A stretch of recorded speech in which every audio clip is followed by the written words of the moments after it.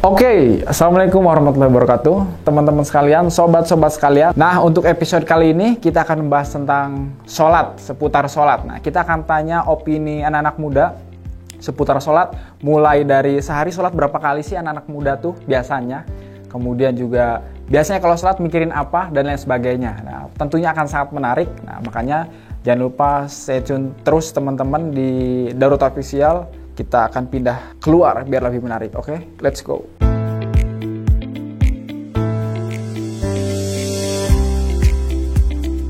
Nama saya Syifa Nurul dari BK UPI. Nama saya Ridwan Gofur.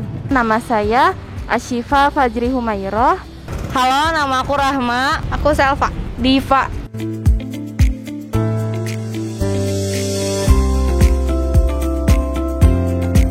Sholat 5 kali. Kalau sholat wajib itu 5 kali. Untuk wajib 5 kali. Sholat wajib 5 kali. 5, kadang lebih. Kalau sedang ada beban.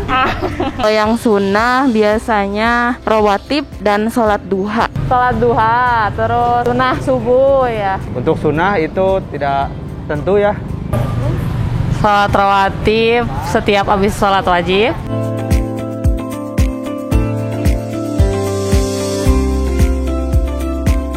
Aduh, kalau seringnya mungkin setengah-setengah kali ya. Terkecoh dengan pikiran-pikiran yang lain. Jadi untuk khusyuk itu rasanya masih jauh seperti itu. Kadang khusyuk, kadang enggak. Khusyuk itu dia memahami bacaan ya. Alhamdulillah khusyuk.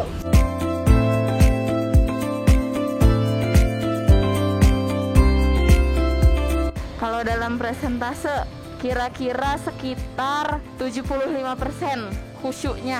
60%. Ya, mungkin 60% yang khusyuk. Akhir-akhir ini sekitar 70%. Khusyuknya 50%. 85 lah, insya Allah.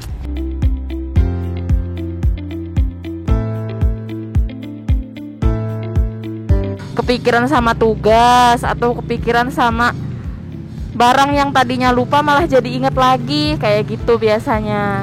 Kadang kepikiran kayak hal-hal sepele aja yang di rumah. Oh, belum matiin kompor misalnya gitu. Oh, belum masak nasi, kayak gitu sih biasa aja. Hal yang dipikirkan gitu ya, masa depan begitu, hal yang belum pasti begitu. Mikirin masalah hidup. Oh, Kayak pekerjaan, tugas gitu-gitu. Tugas. Let's go. Mikirin kerjaan kadang-kadang, iya, suka selewat. Mikirin tugas kuliah sama kerjaan juga.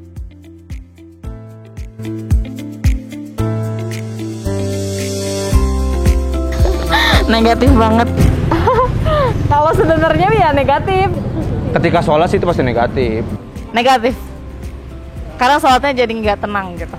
Oh, Negatif banget Kang, karena harusnya kan sholat itu adalah salah satu sarana atau salah satu wasilah kita untuk mendekatkan diri Ke Allah gitu. Tapi ngapain harus ke dunia lagi gitu pikirannya. sementara kita itu hanya diminta 5 menit lah gitu untuk mengingat Gusti Allah lah gitu ya. Tapi faktanya tidak seperti itu. Let's go. Negatif. Karena sholatnya jadi nggak tenang gitu. Positif, jadi ingat sesuatu yang hilang. Semua janji, semua mimpi indah. Let's go.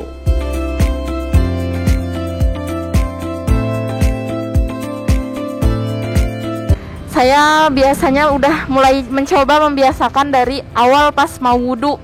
Usahakan supaya wudhunya itu juga khusyuk, wudhunya tenang.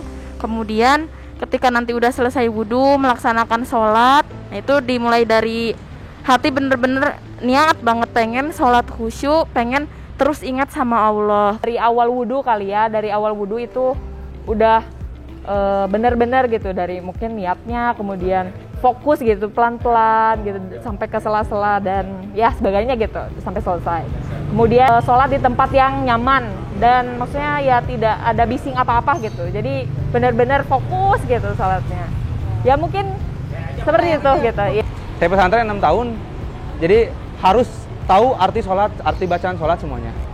Tipsnya itu harus pahami bacaan. Pahami bacaan, apa yang dibaca, mulai dari Allahu Akbar artinya apa, sampai dengan tahiyat begitu kan. Salam itu artinya apa begitu dan lain-lain. Jadi supaya itu kita bisa internalisasi gitu. Oh, ini saya tuh lagi minta ini, iya karena wudu sedang meminta berarti gitu. Caranya kalau technically itu kayak dari wudunya aja tuh udah bener-bener khusyuk. Terus siapan sholatnya tuh emang bener-bener niat banget gitu, sungguh-sungguh. Jadi bahkan sebelum azan tuh udah siap-siap. Sholat tuh jadi kayak membersihkan seluruh kehidupan dari masalah-masalah dunia gitu. Bismillahirrahmanirrahim. Assalamualaikum warahmatullahi wabarakatuh. Alhamdulillahirabbil alamin. Alhamdulillahilladzi anzala sakinata fi qulubil mu'minin liyazdadu imanan ma'a imanihim. Asyhadu an la ilaha illallah wahdahu la syarikalah wa asyhadu anna sayyidana Muhammadan abduhu wa rasuluhu la nabiyya wa la rasula ba'da hatta yaumal qiyamah. Allahumma shalli wa sallim ala sayyidina Muhammadin wa ala alihi wa ashabihi ajma'in. Sahifillah yang mudah-mudahan kita semuanya dimuliakan oleh Allah Subhanahu wa taala. Berbicara tentang bagaimana caranya agar kita bisa melaksanakan sholat dengan khusyuk, maka tentu yang pertama kali yang harus kita lakukan adalah mengetahui terlebih dahulu definisinya khusyuk. Sebagian ulama mendefinisikan bahwa yang dimaksud dengan khusyuk itu adalah sukutul a'dha'i wa hudurul qalbi. Sukutul a'dha'i artinya bahwa tidak banyak pergerakan selain daripada pergerakan sholat, apalagi pergerakan yang membatalkan sholat. Wa hudurul qalbi, dan hadirnya hati, artinya bahwa ketika seseorang melaksanakan sholat, dia sadar bahwa dirinya sedang melaksanakan sholat. Sehingga para ulama pun mengelompokkan orang yang melaksanakan sholat itu dengan 4 tingkatan. Dengan istilahnya yang pertama Ghafilin, yang kedua mubtadiin, yang ketiga abidin, dan yang keempat arifin. Yang pertama Ghafilin, artinya ketika seseorang melaksanakan sholat, dia tidak sadar bahwa dirinya sedang melaksanakan sholat. Kenapa? Karena hati dan pikirannya ingat kepada masalah atau urusan yang lain. Yang kedua adalah mubtadiin, yaitu seseorang yang bukan hanya saja sadar dirinya sedang melaksanakan sholat, tapi dia bisa mengikuti setiap bacaan yang dibacanya ketika sholat. Ketika dia mengucapkan Alhamdulillahi Rabbil Alamin, hati dan pikirannya pun ikut setiap kalimat yang dibacanya. Yang ketiga adalah abidin, yaitu seseorang bukan hanya sekedar bisa mengikuti setiap bacaan yang dibacanya, tapi juga dia paham arti dari setiap bacaan yang dibacanya ketika sholat.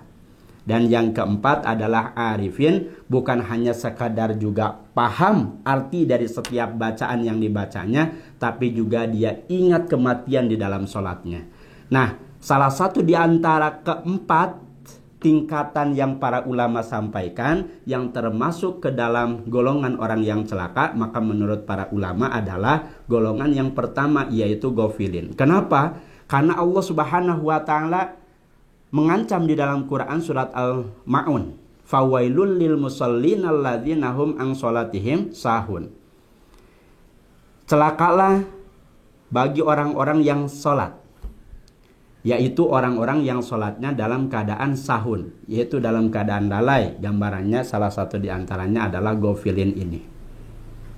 Maka hati-hati sahifillah yang dirahmati oleh Allah Subhanahu wa taala, jangan sampai kemudian kita masuk tergolongkan ke dalam tingkatan yang pertama ini, yakni ghafilin. Tapi paling tidak kita berusaha untuk bisa sampai kepada minimal tingkatan mubtadiin, karena ini adalah awal di mana kita bisa melaksanakan sholat secara khusyuk. Maka setelah kita memahami definisi khusyuk sholat itu sendiri, maka selanjutnya yang harus kemudian kita lakukan agar kita bisa melaksanakan sholat secara khusyuk, tentu yang pertama adalah senantiasa berdoa, memohon pertolongan kepada Allah Subhanahu wa taala. Karena kita sadar kita adalah makhluk yang lemah, kita tidak punya daya upaya, kita tidak punya kekuatan untuk bisa melaksanakan ibadah, untuk menjauhi kemaksiatan. kecuali semuanya itu karena ditolong oleh Allah Subhanahu wa taala. Tanpa pertolongan Allah tidak mungkin kita bisa melakukan berbagai macam amal ibadah. Tanpa pertolongan Allah tidak mungkin kita bisa menjauhkan diri daripada perbuatan dosa dan kemaksiatan. Tanpa pertolongan Allah tidak mungkin kita bisa melaksanakan sholat secara khusyuk. Yang kedua, ketika kita berwudu, pastikan dan usahakan wudu yang kita lakukan dengan wudu yang terbaik, wudu yang sempurna, wudu yang bagus. Karena wudu yang terbaik, wudu yang sempurna, wudu yang bagus itu akan bisa membantu kita untuk bisa melaksanakan sholat secara khusyuk. Yang ketiga adalah hafalkan setiap bacaan sholatnya. Karena tidak mungkin kita bisa menghayati sholat yang kita lakukan kalau seandainya bacaan sholatnya saja kita tidak hafal. Yang keempat adalah pelajari, pahami dari setiap arti dan makna bacaan sholat itu sendiri. Mulai dari kita mengucapkan takbiratul ihram sampai dengan salat yang terakhir penutupnya, yakni akhir salam. Dan yang kelima adalah dengan kita menghadirkan di dalam pikiran dan hati kita bahwa sholat ini adalah merupakan sholat yang terakhir. Artinya kita menghadirkan, mengingat kematian di dalam sholat kita. Karena inilah yang diperintahkan oleh Rasulullah Muhammad Sallallahu Alaihi Wasallam. Sebagaimana yang disampaikan oleh Anas bin Malik radhiyallahu anhu, bahwasanya Rasulullah Sallallahu Alaihi Wasallam bersabda, "Uzukuril mauta fi sholatika." Ingatlah kematian di dalam sholatmu. Bahkan dalam keterangan yang lain, para ulama menyampaikan, "Man aksara dzikrul maut ukrima bisalasatin." Barang siapa yang banyak ingat kematian, maka Allah Subhanahu wa taala akan memberikan 3 kemuliaan. Salah satu di antaranya adalah semangat dalam beribadah kepada Allah Subhanahu wa taala. Sebagai contoh, ketika seseorang mengetahui bahwa dirinya besok akan meninggal dunia jam 8 pagi, maka kira-kira apa yang akan dilakukan semalaman?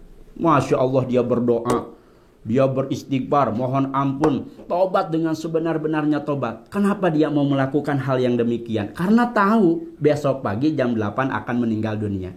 Maka kalau seandainya seseorang mengingat kematian di dalam sholatnya, maka paling tidak dia akan sadar bahwa sholatnya ini adalah merupakan sholat yang terakhir. Maka dia akan memaksimalkan dengan sholatnya, sholat yang terbaik. Mudah-mudahan Allah Subhanahu wa taala memberikan pertolongannya kepada kita semuanya senantiasa agar kita bisa melaksanakan sholat dengan khusyuk. Wassalamualaikum warahmatullahi wabarakatuh.